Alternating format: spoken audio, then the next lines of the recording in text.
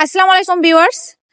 আজকে যে টপিক নিয়ে কথা বলছি এই বিষয়টা হচ্ছে আমাদের পারিবারিক বিষয় নিয়ে।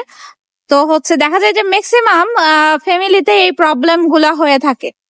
যেমন একটা পরিবারে যদি একজন ছেলে যদি ভালো স্বাবলম্বী হয়, স্মার্ট স্যালারি অথবা ভালো বিজনেস বাণিজ্য, মোট কথা যে আর্থিক ভাবে যদি বেশি সচ্ছল হয়, আমি সবার কথা বলছি না, বাট এরকম ঘরে ঘরে বর্তমানে অনেক দেখা যায়।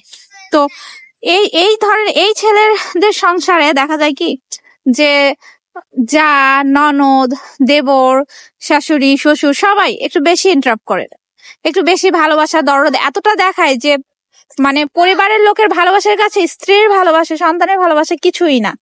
কিন্তু এই সব আগলা ভালোবাসার কারণে অনেক সময় সংসারটাই ভেঙে যায়, বাচ্চা ইতিম হয়ে যায়, অথচ তারা দেখবেন যে বাচ্চার ভালো চিন্তা করতে করতেই সংসারটা ভেঙে দিচ্ছে। এই ভিডিওর মাধ্যমে আমি একটা মেসেজ দিতে চাই যে আপনারা পরের মেয়েকে নিয়ে আসছেন, আপনাদের ছেলে বা হোক ভাই হোক যেটাই হোক, তার সংসার করানোর জন্য। তো তাদেরকে তাদের মতো করে সংসার করতে দেন।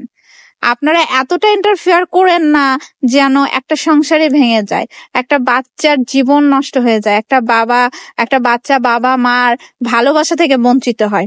এতটা ভালোবাসা দরদ দেখানো উচিত না।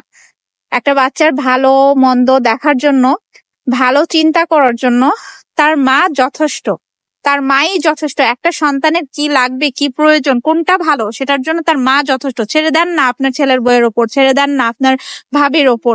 কেন আপনারা আপনাদের নিজেদের সংসার নিয়ে বিজি থাকেন, আপনাদের নিজেদের সংসার নিয়ে ব্যস্ত থাকেন? অন্যের সংসারে কেন এত নাক গলান? কেন এত আপনাদের পরামর্শ থাকে অন্যের সংসার নিয়ে? একজন মানুষকে স্বাধীনভাবে বাঁচতে দেন, তাদের সংসার তাদের মতো করে চলতে দেন। আপনাদের কারণে জানেন কত বাচ্চা ইতিম হয়, কত সংসার ভাঙে, এরকম ফ্যামিলি, এরকম ভাই বোনের কারণে অনেক। আমি সবাইকে খারাপ বলছি না, তারপরেও আমার কথা যদি কারো খারাপ লেগে থাকে, কারো মনে আঘাত লেগে থাকে আমার কথাতে, তার জন্য আমি আন্তরিকভাবে দুঃখিত। ননদ, শাশুড়ি, দেবর, ভাসুর এসবের জন্য দেখা যায় যে একটা সংসার ভেঙে যায়, একটা বাচ্চা ইতিম হয়। বাট তাদের যে এই যে আগলা দরদ গুলা প্রথমে দেখায় যে তারা অনেক ভালোবাসে, হ্যাঁ, ওই মেয়ে বা পরের বাড়ির মেয়েটা ভালো না, বা তাকে ডিভোর্স করাও, তাকে সংসার থেকে বিচ্ছিন্ন করো, বাচ্চাকে আমরা দেখভাল করব, আমরা বাচ্চার ভালো বুঝবো, আমরা পালে দিব।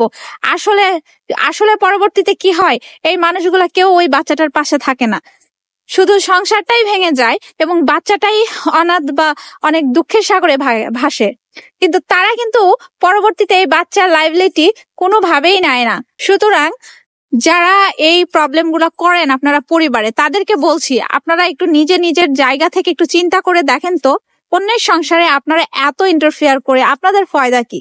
তাদের ভালো তাদেরকে বুঝতে দেন, তাদের কোনটা ভালো হয়, কোনটা করা যাবে না, কোনটা করলে তাদের মঙ্গল আছে, সেটা তাদেরকেই বুঝতে দেন। আল্লাহ হাফেজ, আছে এ পর্যন্তই।